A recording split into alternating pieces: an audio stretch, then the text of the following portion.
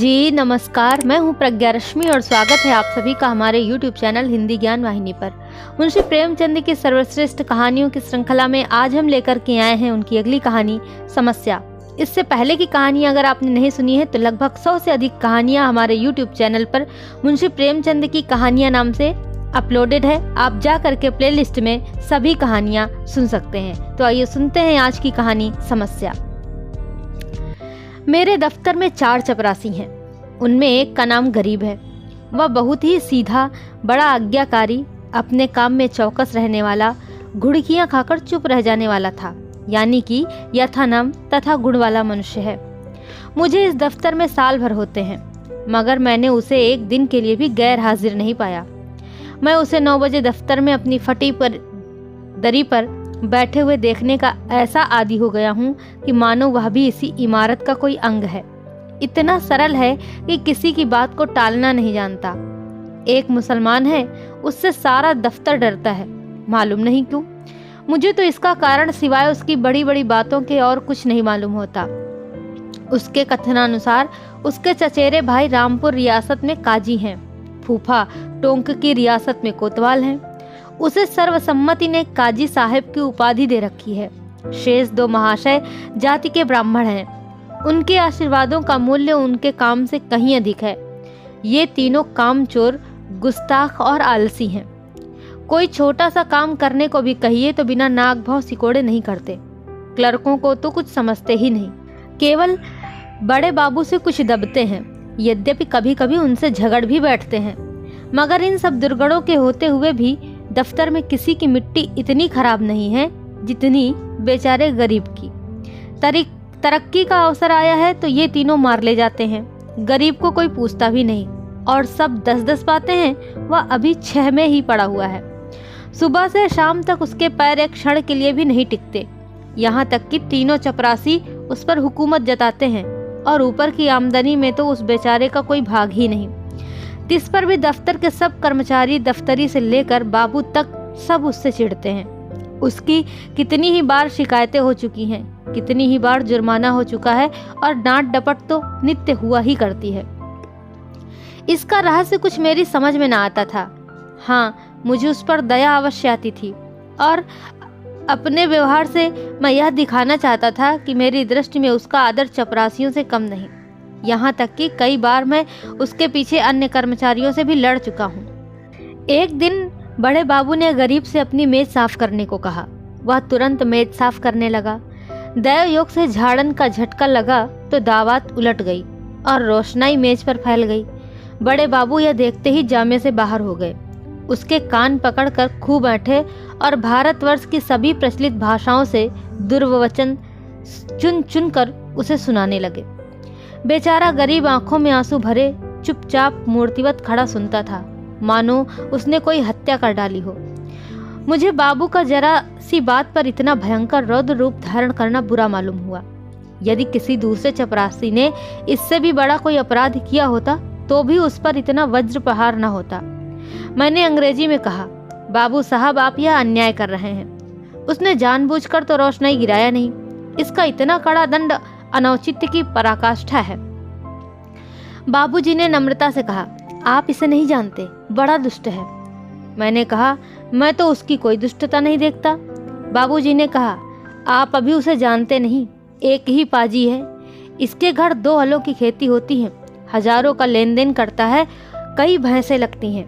इन्हीं बातों का इसे घमंड है। मैंने पूछा, घर की ऐसी दशा होती तो आपके यहाँ चपरासगिरी क्यों करता? बाबूजी ने कहा, विश्वास मानिए, बड़ा पोढ़ा आदमी है और बला का मक्खी चूस। मैंने कहा, यदि ऐसा ही हो तो भी कोई अपराध तो नहीं है। बाबूजी ने कहा, अजी अभी आप इन बातों को नहीं जानते, कुछ दिन और रहिए तो आपको स्वयं मालूम हो जाएगा कि यह कितना कमीना आदमी है। एक दूसरे महाशय बोल उठे, भाई साहब इसके घर मनो दूध दही होता है, मनो मटर ज्वार चने होते हैं, लेकिन इसकी कभी इतनी हिम्मत ना हुई कि कभी थोड़ा सा दफ्तर वालों को भी दे दे। यहाँ इन चीजों को तरस कर रह जाते हैं तो फिर क्यों ना जी जले।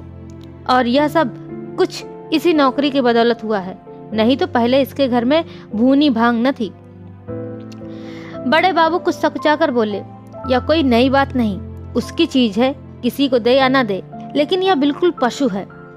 अब मैं कुछ कुछ मर्म समझ गया। बोला, यदि ऐसे तुच्छ हृदय का आदमी है तो वास्तव में पशु ही है। मैं यह न जानता था। अब बड़े बाबू भी खुले, उनका संकोच दूर हुआ। बोले, इन सौगातों से किसी का उबार तो नहीं होता, केवल देने वाले की सहृदयता प्रकट होती है, और आशा भी उसी से की जाती है जो इस योग्य होता है। जिसमें सामर्थ्य ही नहीं, उससे कोई आशा नहीं करता। नंगे से कोई क्या लेगा। सारा रहस्य खुल गया। बड़े बाबू ने सरल भाव से सारी अवस्था दर्शा दी थी। समृद्धि के शत्रु सब होते हैं, छोटे ही नहीं बड़े भी। हमारी ससुराल या ननिहाल दरिद्र हो तो हम उससे आशा भी नहीं रखते। कदाचित वह हमें विस्मृत हो जाती है, किंतु वे सामर्थ्यवान होकर हमें ना पूछे, हमारे यहाँ तीज और चौथ ना भेजे तो हमारे कलेजे पर सांप लौटने लगता है। हम अपने निर्धन मित्र के पास जाएं तो उससे एक बीड़े पान से ही संतुष्ट हो जाते हैं।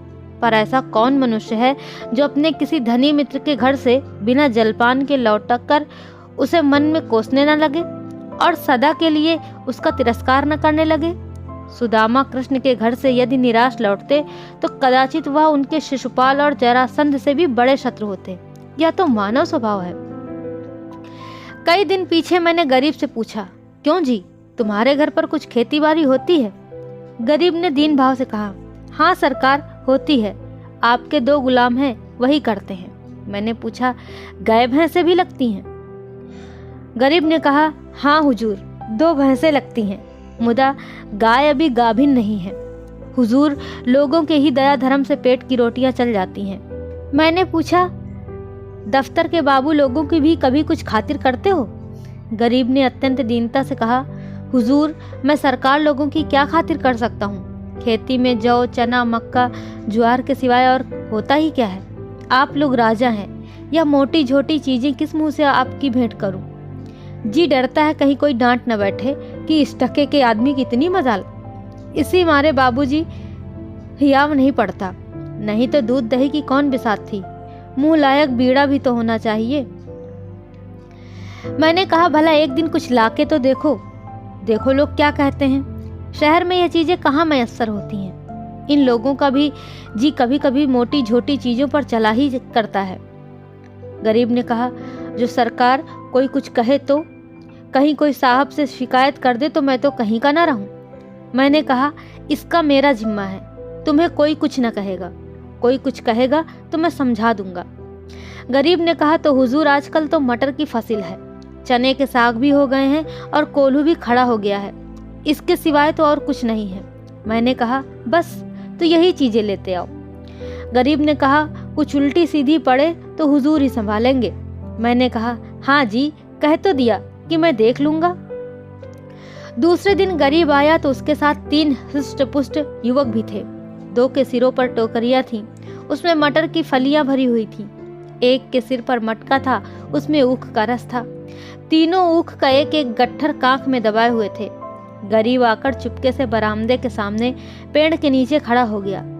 दफ्तर में आने का उसे साहस नहीं होता था, मानो कोई अपराधी वृक्ष के नीचे खड़ा था कि इतने में दफ्तर के चपरासियों और अन्य कर्मचारियों ने उसे घेर लिया। कोई ऊख लेकर चूसने लगा, कई आदमी टोकरियों पर टूट पड़े, लूट मच गई। इतने में बड़े बाबू दफ्तर में आ पहुंचे। यह कौतुक देखा तो उच्च स्वर से बोले, ये क्या भीड़ लगा रखी है, जाओ अपना अपना काम देखो। मैंने जाकर उनके कान में कहा, गरीब अपने घर से यह सौगात लाया है, कुछ आप ले लीजिए, कुछ इन लोगों को बांट दीजिए। बड़े बाबू ने कृत्रिम क्रोध धारण करके कहा, क्यों गरीब, तुम ये चीजें यहाँ क्यों लाए? अभी ले जाओ, नहीं तो मैं साहब से रपट कर दूंगा। कोई हम लोगों को मलूका समझ लिया है। अब गरीब का रंग उड़ गया, थर थर कांपने लगा, मुंह से एक शब्द भी न निकला।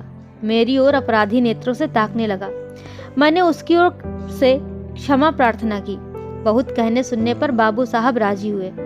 सब चीजों में से आधी आधी अपने घर भिजवाई, आधी में अन्य लोगों के हिस्से लगाए गए। इस प्रकार यह अभिनय समाप्त हुआ। अब दफ्तर में गरीब का नाम होने लगा। उसे नित्य घुड़कियां न मिलती, दिन भर दौड़ना न पड़ता, कर्मचारियों के व्यंग और अपने सहयोगियों के कटुवाक्य न सुनने पड़ते। चपरासी लोग स्वयं उसका काम कर देते थे। उसके नाम में भी थोड़ा सा परिवर्तन हुआ। वह अब गरीब से गरीबदास बना। स्वभाव में कुछ तब्दीली पैदा हुई। दीनता की जगह आत्मगौरव का उद्भव हुआ, तत्परता की जगह आलस्य ने ले ली। अब वह भी कभी देर करके दफ्तर आता, कभी कभी बीमारी का बहाना करके घर बैठ रहता। उसके सभी अपराध अब क्षम्य थे। उसे अपनी प्रतिष्ठा का गुर हाथ लग गया था। वह अब 10वें 5वें दिन दूध दही लाकर बड़े बाबू की भेंट किया करता। देवता को संतुष्ट करना सीख गया। सरलता के बदले अब उसमें काइयापन आ गया। एक रोज बड़े बाबू ने उसे सरकारी फार्मों का पार्सल छुड़ाने के लिए स्टेशन भेजा। कई बड़े बड़े पुलिंदे थे, ठेले पर आए। गरीब ने ठेले वालों से 12 आने मजदूरी तय की थी। जब कागज दफ्तर में गए तो उसने बड़े बाबू से 12 आने पैसे ठेले वालों को देने के लिए वसूल किए। लेकिन दफ्तर से कुछ दूर जाकर उसकी नीयत बदली, अपनी दस्तूरी मांगने लगा। ठेले वाले राजी न हुए। इस पर गरीब ने बिगड़ कर सब पैसे जेब में रख लिए और धमका कर बोला, अब एक फूटी कौड़ी भी न दूंगा, जाओ जहां फरियाद करना है करो, देखे क्या तुम बना लेते हो। ठेले वाले ने जब देखा कि भेंट न देने से जमा ही गायब हुई जाती है तो रो धोकर 4 आने पैसे देने पर राजी हुए। गरीब ने अठन्नी उसके हवाले की, 12 आने की रसीद लिखाकर उसके अंगूठे के निशान लगवाए और रसीद दफ्तर में दाखिल हो गई। यह सारा कुतूहल देखकर मैं दंग रह गया। यह वही गरीब है जो कई महीने पहले सरलता और दीनता की मूर्ति था, जिससे कभी चपरासियों से भी अपने हिस्से की रकम मांगने का साहस न होता था, जो दूसरों को खिलाना भी न जानता था, खाने का तो जिक्र ही क्या। यह स्वभावांतर देखकर अत्यंत खेद हुआ। इसका उत्तरदायित्व किसके सिर था? मेरे सिर, जिसने उसे चग्गड़पन और धूर्तता का पहला पाठ पढ़ाया था। मेरे चित्त में प्रश्न उठा, इस काइयापन से जो दूसरों का गला दबाता है, वह भोलापन क्या बुरा था जो दूसरों का अन्याय सह लेता था? वह अशुभ मुहूर्त था जब मैंने उसे प्रतिष्ठा प्राप्ति का मार्ग दिखाया, क्योंकि वास्तव में वह उसके पतन का भयंकर मार्ग था। मैंने बाह्य प्रतिष्ठा पर उसकी आत्म प्रतिष्ठा का बलिदान कर दिया। तो हृदय परिवर्तन की यह कहानी यहीं पर समाप्त होती है। आशा करते हैं आपको जरूर अच्छी लगी होगी। ऐसी ही बेहतरीन कहानियों को सुनने के लिए आप हमारे चैनल के साथ जुड़े रहिए। अभी तक आपने हमारे चैनल को सब्सक्राइब नहीं किया है तो कृपया हमारे चैनल को लाइक, शेयर और सब्सक्राइब जरूर कर लें। बेल आइकन को प्रेस करना बिल्कुल ना भूलें, जिससे कि आपको आने वाली बेहतरीन कहानियाँ समय पर और सबसे पहले मिल सके। बहुत बहुत धन्यवाद। नमस्कार।